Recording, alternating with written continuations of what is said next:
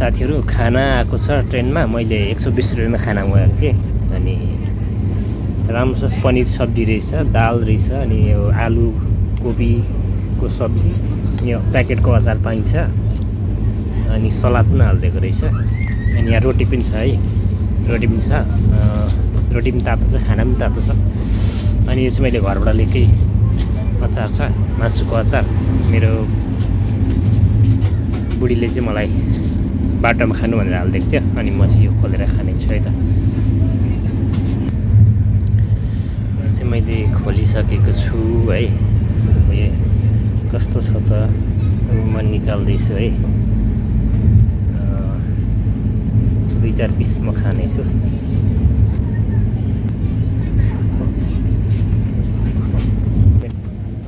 ल म सुरु गरेँ है त। ल नेपाली इन्डियन खाना मिक्स।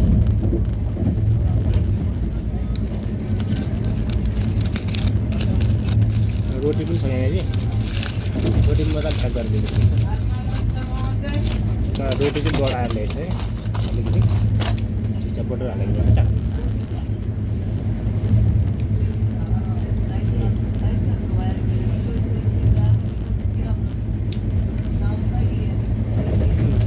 रोटी राम्रो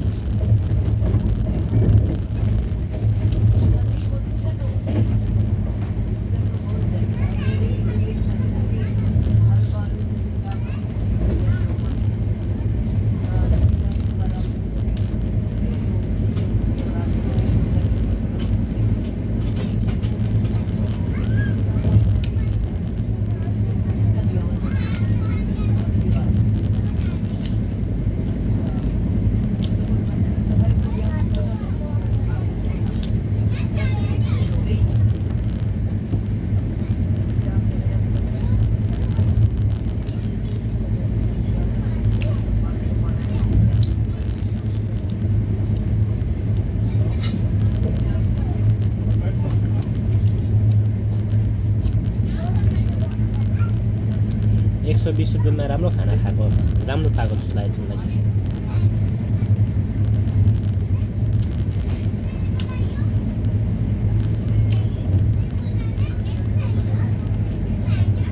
ट्रेन चलिरहेको छ, त्यही पनि खाना आरामसे बसेर खान सकिन्छ, त्यस्तो केही असर गर्दैन।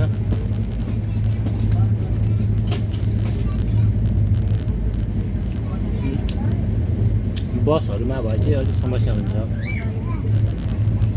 तर ट्रेनमा चाहिँ मजाले बसेर खाना सकिन्छ।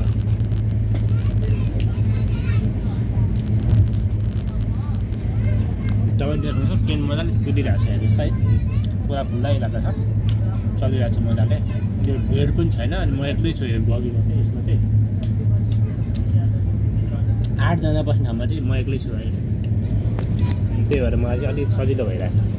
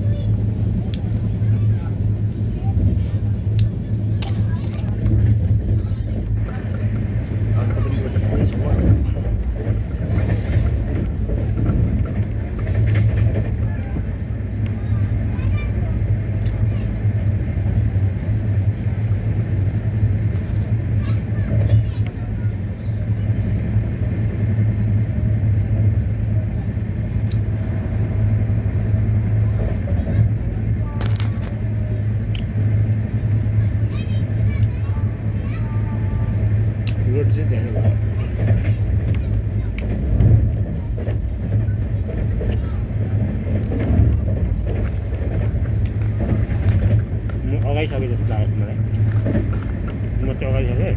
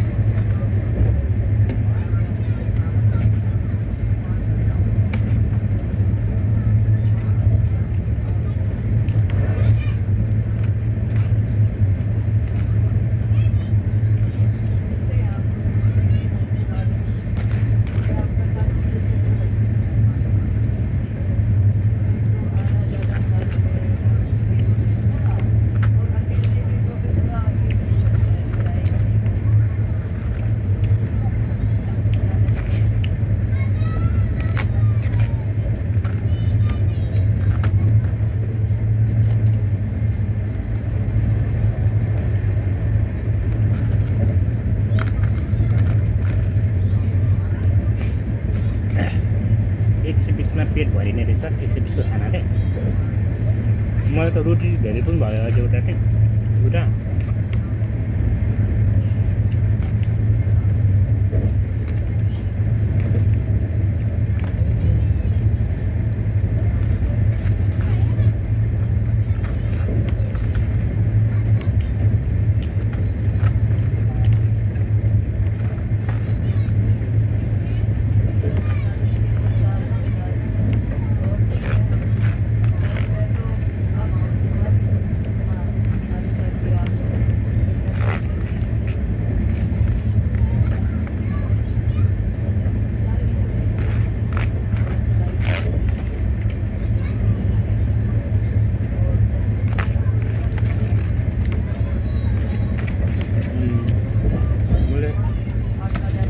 खाइसकेको छु अब म एउटा रोटी चाहिँ बच्यो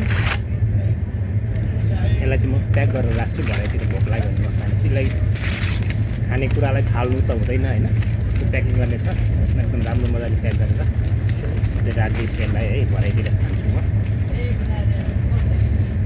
लगभग आज बेलुकासम्म मेरो यात्रा हो है त मैले आजको खाना खाइसक्यो